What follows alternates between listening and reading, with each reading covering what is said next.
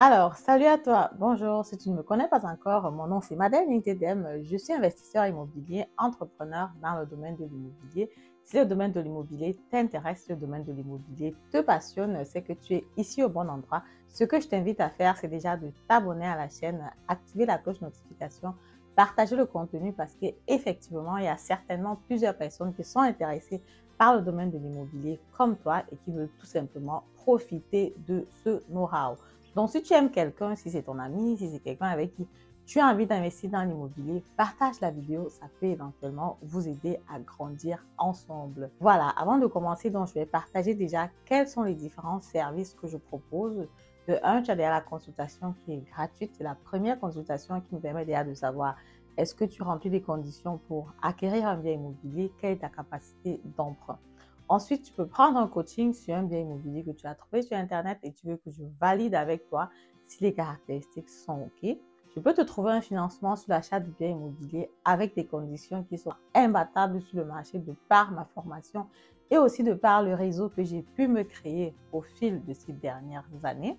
Si tu veux acheter un bien immobilier, si tu remplis déjà les conditions et que tu penses que, bang, tu veux déjà acheter ton premier bien immobilier, locatif, lucratif, je peux te présenter des biens immobiliers dans mon réseau. En tant qu'agent immobilier, comme ça, tu peux tout simplement acheter sans problème. Voilà, sans plus tarder, rentrons sur la thématique du jour. Non, pas à ce type de personnes. En fait, c'est une conversation que j'ai eue avec un agent immobilier lorsque je faisais la visite du bien immobilier. En tant qu'agent immobilier, ce que je fais, ce que d'autres agents immobiliers font aussi, c'est de discuter avec le vendeur et effectivement de demander au vendeur à qui est-ce qu'on vend le bien immobilier. C'est clair que le vendeur a envie de vendre son bien immobilier, c'est clair. Mais après, il y a la possibilité de lui poser la question, OK, surtout quand le marché était vraiment en boom dans l'année 2019-2020, lui poser la question de savoir, OK, à quel type de personne est-ce que tu aimerais vendre ton bien? Si par exemple, à la fin des visites, il y a par exemple, je ne sais pas moi, 5, 10 personnes qui sont intéressées et qui m'ont fait l'offre qui va dans ton sens, est-ce qu'il y a un type de personne particulièrement que tu aimerais que je choisisse? Et justement, je discutais avec l'agent immobilier, il m'a dit, Madeleine, tu vas être surprise d'entendre qu'il y a plusieurs personnes qui vont dire, OK, je préfère prendre une personne d'ici, pas forcément un étranger. Si c'est possible, je préfère garder une personne qui est naturellement originaire de l'Allemagne. Que c'est un comportement, on va dire, qui est presque normal. Parce qu'effectivement, même nous, dans nos communautés, en famille, en général, quand tu as un bien immobilier, quand tu as un terrain, quand tu as quelque chose qui a une grande valeur à tes yeux, ce que tu essayes de faire, c'est que tu essayes d'avoir de trouver un preneur dans la famille, dans la communauté, dans les personnes qui sont proches de toi. C'est en fait quand tu ne trouves pas que tu vas justement plus loin et que tu offres et que tu dis, OK, si je trouve quelqu'un à l'extérieur et tout ça, je prends, quoi. C'est un peu comme nous actuellement au pays. Si par exemple, moi j'ai un terrain que je suis en train de vendre et que j'ai par exemple un Camerounais devant moi qui veut acheter et quelqu'un d'ailleurs qui veut aussi acheter, les deux proposent le même prix, c'est clair que j'aurais tendance à prendre un Camerounais pour faire cette acquisition-là. Et justement, il m'a dit, il y a plusieurs vendeurs qui sont aussi de cet avis-là, qui disent qu'OK, si c'est possible, j'aimerais qu'on reste dans le même cadre, donc que ce soit des personnes qui sont originaires d'ici. Le deuxième facteur qu'il m'a aussi dit, qu'on a souvent remarqué, c'est que les personnes qui vendent leur bien immobilier résidentiel ont tendance à vouloir vendre aux personnes qui veulent effectivement habiter dans ce bien résidentiel-là, quoi. Parce qu'effectivement, quand tu as construit ton bien, tu l'as, je sais pas moi, tu l'as aménagé, tu as peut-être aménagé une salle de jeu pour les enfants, pour les parents qui ont un certain hobby, je sais pas, peut-être c'est le billard, peut-être c'est la piscine, peut-être c'est quelque chose comme ça que tu as fait et que tu tombes sur quelqu'un qui a aussi la même passion que toi. Naturellement, ce serait plus intéressant pour toi de vendre ce bien à cette personne-là parce que là, tu sais, OK, tu as quand même construit un bien qui va poursuivre une certaine cause, quoi, qui va encore être utilisé pour ça pendant un moment. Si tu as un bien immobilier résidentiel et que quelqu'un veut prendre ce bien immobilier que tu as utilisé comme résidentiel, que tu as utilisé comme patrimoine familial et qu'il vient, son objectif peut-être c'est de dire OK, je veux diviser par exemple le salon en bas pour faire des chambres et en haut, je vais peut-être faire le Airbnb, je vais peut-être installer les personnes qui travaillent là parce que je veux optimiser la rentabilité. Et si par exemple le vendeur a le choix, il peut ne pas te choisir parce qu'effectivement tu vas un peu contre ce qu'il a fait jusqu'à présent, quoi. Il a utilisé son bien immobilier résidentiel pour héberger sa famille, pour donner un cadre approprié pour ses enfants. Mais là, quand tu viens pour faire du business, il se dit, bon, peut-être ça ne passe pas vraiment pour le secteur, même si toi, tu as une autre vision et que tu sais que, OK, ça va marcher, peut-être tu as déjà toutes les clés qu'il faut pour ça. Ça peut ne pas marcher à ce niveau-là, quoi. Donc, du coup, j'inviterai les personnes qui veulent acheter le bien immobilier résidentiel surtout. Ce qui marche souvent bien, c'est d'aller même avec les enfants. Aller avec les enfants, dire, on a vu le bien immobilier, ça nous a plu, vous avez peut-être vécu ici pendant longtemps, l'école est à côté, la crèche est à côté. Nous, c'est ce qu'on veut aussi. On veut un cadre agréable pour les enfants, on veut un endroit où les enfants vont être à l'aise, comme ça a été le cas pour vos enfants, et on veut continuer à vivre dans ce sens-là, quoi. Donc, du coup, c'est un point qui peut être important à dire. Et personnellement, moi aussi, j'ai eu un cas comme ça parce qu'effectivement, il s'agissait d'une grande maison, ce qu'on appelle ici en Allemagne Mehrfamilienhaus, un immeuble de rapport, avait environ 10 chambres comme ça. Quand on a fait la visite, justement, au départ, on s'est présenté comme des personnes qui voulaient vraiment acheter pour vivre à l'intérieur. C'est vrai que la décision n'était pas encore prise parce qu'on venait justement d'acheter la maison dans laquelle on habite actuellement.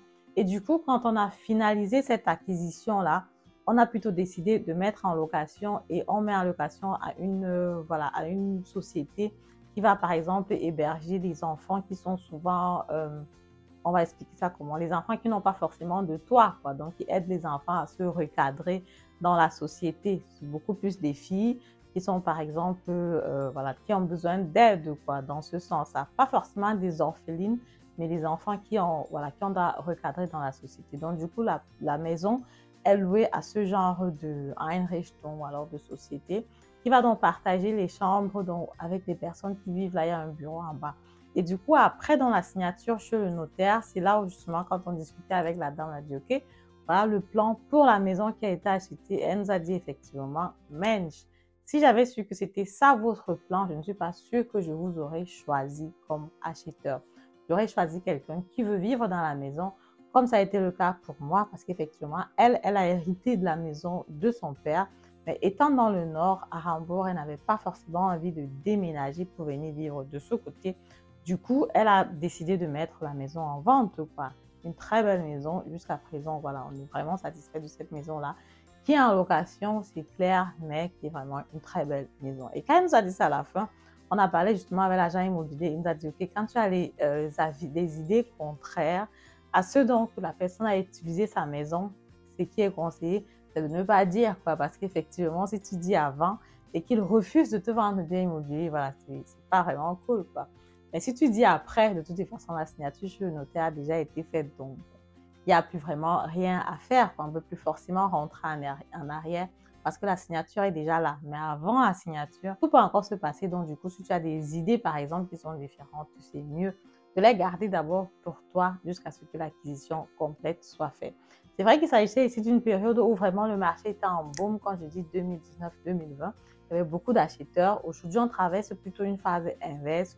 Il y a moins d'acheteurs, mais il y en a toujours parce qu'effectivement, récemment, je travaille donc sur un projet dans la ville de Hanau.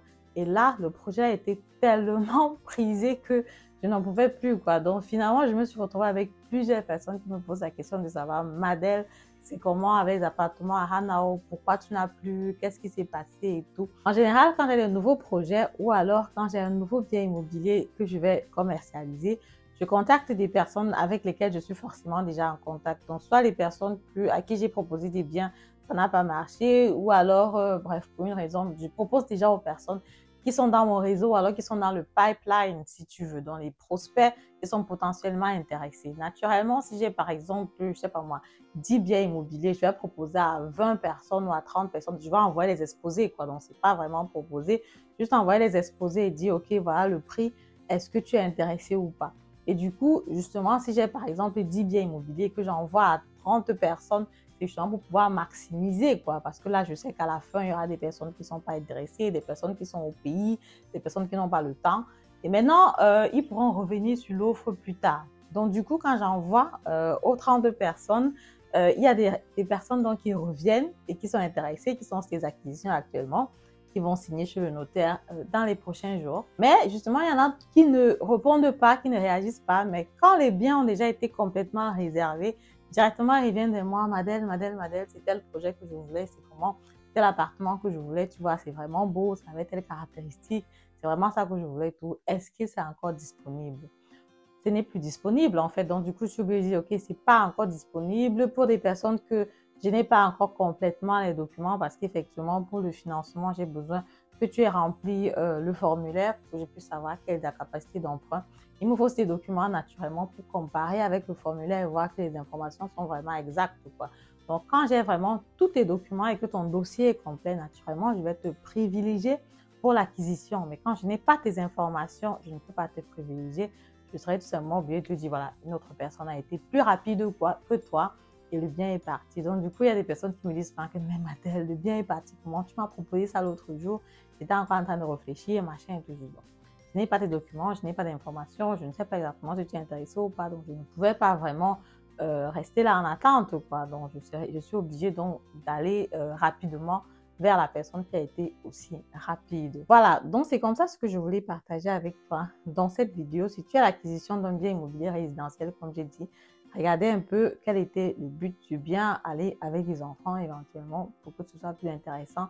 Hobby, c'est aussi intéressant. Si tu es sur l'acquisition d'un bien immobilier locatif, c'est clair qu'il faut être rapide de nos jours parce qu'effectivement, les bonnes offres généralement ne durent pas. Donc, du coup, il faut être rapide, il faut préparer ton dossier, bref, pour pouvoir être prêt à saisir l'opportunité quand elle se présente. Voilà, c'est donc ce que je voulais partager avec vous dans cette vidéo. Si la vidéo vous a plu, comme d'habitude, je vous invite à me mettre un pouce en haut, commenter la vidéo, partager massivement la vidéo et on se dit à très bientôt pour la prochaine vidéo. Au revoir.